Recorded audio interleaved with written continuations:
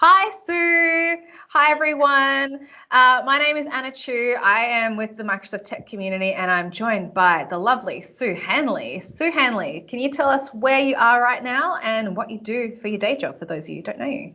Sure. So right now I'm in Bethesda, Maryland, which is in my hometown. That's where I live. And my day job is I'm a consultant and I work with organizations to solve business problems in the big picture, but generally using SharePoint and Office 365. Yeah, a lot of people would know you from a lot of your intranet work, and you do talk a lot about driving adoption too. One thing that I'm starting to hear a lot from our interviews so far, talking about modern workplace and user adoption, is around scenario-driven training or awareness. So can you tell us a little bit more about how you approach that? I think people will be interested to learn. Sure. So I think there's kind of two, I guess I'll describe the approach and then I'll describe sort of what I mean. Well, let me describe what it is and then I'll try to tell you Yeah. how I typically do it. Okay. So when I think of scenario driven training, I think of the difference between introducing a tool and saying what it's for, or describing a business problem and then addressing a tool that could help solve that problem. So for example, do you have challenge, do you want to be able to easily compile the feedback from multiple authors on a single document? And so the answer to that is, send a link to your document. Maybe it's in OneDrive, maybe it's in a team site, and collaboratively edit that document. The tool is SharePoint and OneDrive, but the use case, the scenario isn't, hey, have I got a tool for you? The use case is really, hey, you have this issue. Here's how I can help you solve this problem, or here's the resources we have to help you solve this problem. So that's kind of what I mean by that. And one way that I have learned, unfortunately, it took me a long time to figure this one out, to help people sort of viscerally feel that experience is to train teams together. So I often ask my clients to, for example, if there's a finance team, I worked with an organization, half the finance team was in France and the other half was in the US. And we made an effort to get everybody in both geographies together virtually at the same time so they could experience co-authoring a document. And never having done that before, that's a big change. Yeah. And so I had people, everyone typing different things and, typing a few jokes back and forth and putting images in documents. And after about 5 minutes, I had everyone, hands off the keyboard. And we looked at version history. Who gets credited for the win? How often does that get saved? Are we going to lose someone's edits? And it's amazing that when you're sort of training to a business problem or a scenario that everybody has, what happens is not only do you get this, oh my God, this is so wonderful, what a great thing, but you also get this opportunity for people on that team to decide how they're going to use that tool for their work, making the whole thing not only scenario driven, but their scenario driven. Yeah.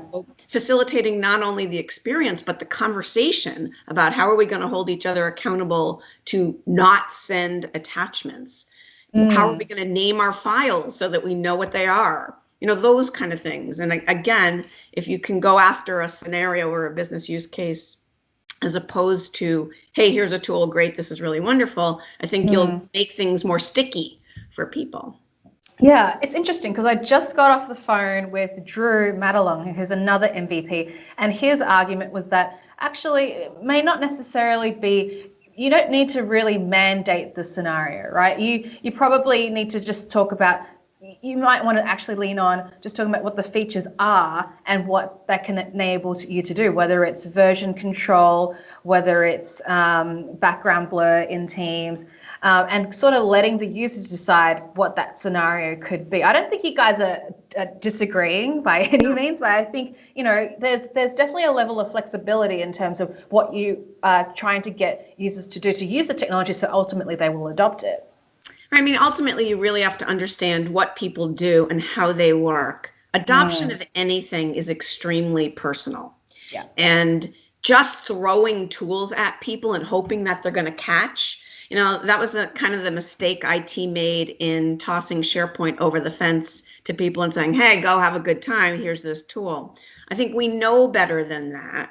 And a better thing to do is to understand what are the issues and challenges that this community of users is having, and how can we introduce technology to assist in those problems, again, scenario based, so that maybe they're not going to use every single feature. That's totally okay.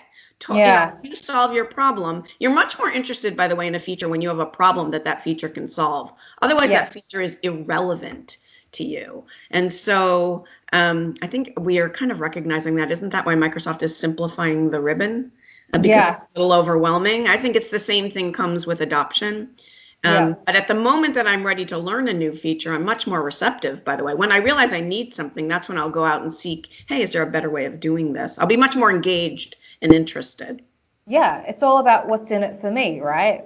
Exactly. I often say everyone in your organization is listening to the same radio station, WIIFM, what's in it for me? And we have to remember that we should play to that audience. No, absolutely. And you're totally right. Change is a very personal thing, or to adopt a particular tool. But you kind of need to have some sort of agreement, because we work in teams. We very rarely work in isolation. So, training, what you mentioned earlier around training teams together is really important, especially in that safe space. So how do you facilitate that? Have you got any best practices there? Well, I try to train entire teams together if I possibly can. And one of the things you do when you are training a group of people that work together, or letting them experience, let's not even use it. I think the word training is probably not even appropriate. It's really more like experiencing the technology. When you're doing that, what people are doing is they're having this conversation about how they're going to work together. And I think there's a name for what they're doing in that moment. And what they're doing is creating their collaboration contract. And that effectively, every team that comes together has a charter that describes what are we going to do, what are our deliverables, who's going to do what. Well, we also need to think about how are we going to work together?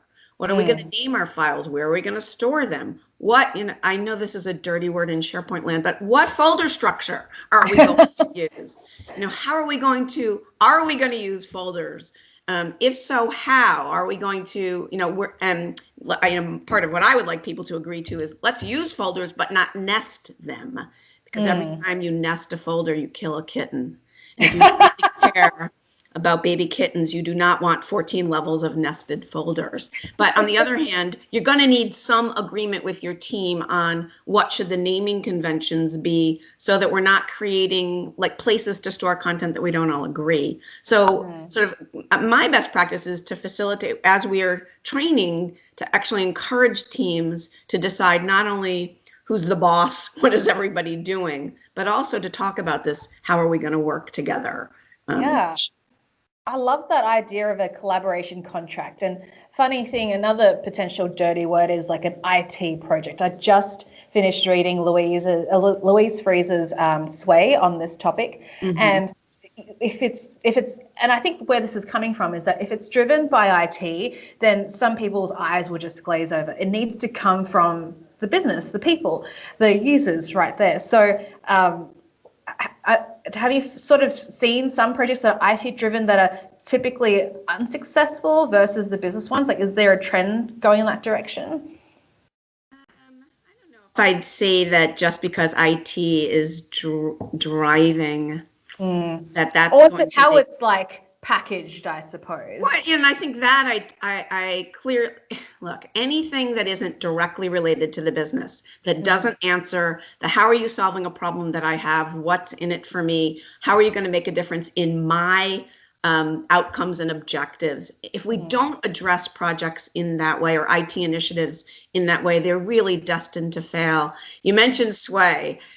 Lorian Strant and I created a sway about the collaboration contract. In fact, he made me use sway. I was like kicking and screaming my way through that. And because Lorian had read a paper that I had written, or an article that I had written about the collaboration contract many years ago. And last year we created this sway together, and you can find it at collaboration. Let's see, I think it's collaborationcontract.info. We'll find it and put a link up on Twitter. It is collaborationcontract.info. Cool. And it's basically a sway that talks about this topic. And so, back to the IT-led initiative, any initiative that is not led and that is not a partnership with the ultimate beneficiary of that initiative is going to have issues. And so I don't care whether it's IT leading, marketing, corporate communications, or anything else. You got to know the users and partner with them. And yes, I agree. Yeah. And then company culture is a big part to play in that too, right? Sure. You have to be aware, again, one of the other things I was just thinking about, another best practice, and that has to do with company culture. I almost always ask when we're introducing a new initiative, what initiatives that you've introduced have gone very well? And what's made them successful? And what can we learn from those initiatives that will allow our initiative, usually related to Office 365, what can we learn from what's been successful in the past about how we can be more successful? And sometimes it's having the right executive leaders drive. Other times it's finding what I like to call the Mikeys in the organization. You may be too young to know about this Life cereal commercial where there was a little kid and his brothers, their mother was bringing them Life cereal, the cereal that's supposed to be good for us. And the brothers are like, I'm not going to try it. Let's let Mikey try it. Mikey's the little brother. Mikey tries it. And they say, oh, he likes it. And so sometimes you have to find your reluctant people, people who are very influential with a big reach, but not necessarily at the top of the organization, and get them to work with them to find ways to both communicate and endorse what you're trying to do, or validate even what you're trying to do. If Mikey likes it, then everyone will like it. It's funny because we, Lorian and Megan and we spoke about this yesterday, is that you have to find a raving fan, and usually it's someone who's a very squeaky wheel, and if you manage to win them over, then they're your biggest advocate because you've managed to solve a problem, or they were initially naysayers and then you've turned them around. So that's a pretty big part of driving adoption, is sort of sharing the success stories. Would you say that, sort of, and I feel like sometimes we need to use different words just to like sell a concept, right? So the idea of like experimenting with something, when I was talking to Paul Warren, he was the first interviewer. He mentioned that Donna Sarkar loves to talk about experiments and say, hey, we're just going to try it out. It's just a pilot. Right. And that way you can actually get some buy-in because it's not like a big, lofty project that is going to have a lot of KPIs associated with it, that type of thing. Yeah, sometimes that's a great way to quickly assess, is this going to work? You learn a lot from those initial users. So I think that's a great idea. The one thing I would say about picking a naysayer, not just anyone. You really do have to look for people who are influential in the organization. And when you look for a raving fan, by the way, if there's someone who's always a fan, that's not good either. Sure. People, tend to say, oh, well, that version of a Mikey likes everything. You really need to look for the right people with the right level of influence and reach. And I think that isn't always the executive, by the way. There are plenty of other people who everyone knows those are the kind of the thought leaders or influencers in an organization. Yeah, one topic, and I haven't asked this of anyone just yet, is around the topic of security, because security isn't top of mind for every single role in an organization. Certainly finance, they care a lot about it, and the legal team, obviously, but your typical, person in either marketing or even, sales may not care about it. So is there anything, like, I don't know if you've ever implemented anything like this before, but in terms of driving adoption of security features, have you got any best practices that you can share around that to encourage people to think about multi-factor authentication or whatever it might be. So, it's interesting. Every CIO I've ever worked with has sends out these fake phishing campaigns. I cannot tell you how many times I've gotten those emails in my client email addresses. So I'm usually very much more suspicious because I know that they're coming at some point, because everyone does this kind of a thing to test, hey, where are our holes? I mean, security awareness is part of really digital literacy. We need to be smart as individuals, whether we're talking about in the workplace or at home. There are things we need to be aware of, one of which is obviously security. We need to be able to know what is an authoritative source versus not, whether we should ever click in an email from someone we do not know, those kind of things. I think it behooves us as organizations to make this a critical part of our agreement with all our employees. Training people on digital literacy, truthfully, is a gift that we give to people, because it is a skill that we can apply when we go home as well. And so I think I've worked in sort of everything for, I live in the Washington, D.C. area, so I've got some Defense Department clients. They're much stricter about what you can and cannot do. It is sort of part of the DNA of those types of organizations. But I think, honestly, it's really becoming part of the DNA for every organization. And so in terms of best practices, I mean, every client I work for makes me take annual security training. And it sometimes it feels like it's just, oh God, I have to click through this training one more time. There's almost always something, at least for me, that reminds me that, you do have to be vigilant and aware. Yeah, no, completely. It reminds me of a training, online training that I did here at Microsoft. It was internal around compliance. And it literally had a case study of a former employee who was arrested and actually jailed. And he was literally crying on screen about like his one mistake cost him so much. And I still remember it to this day. So it makes me super vigilant. And so, it's definitely striking fear into my heart. But the fact is, it is effective. So you do have to find different ways. Because one other thing too is that people learn different ways too, right? Someone was telling me that we've got 5 different generations in the workforce right now. And so the different modes of absorbing information, retaining it, plays out when it comes to user adoption and training too.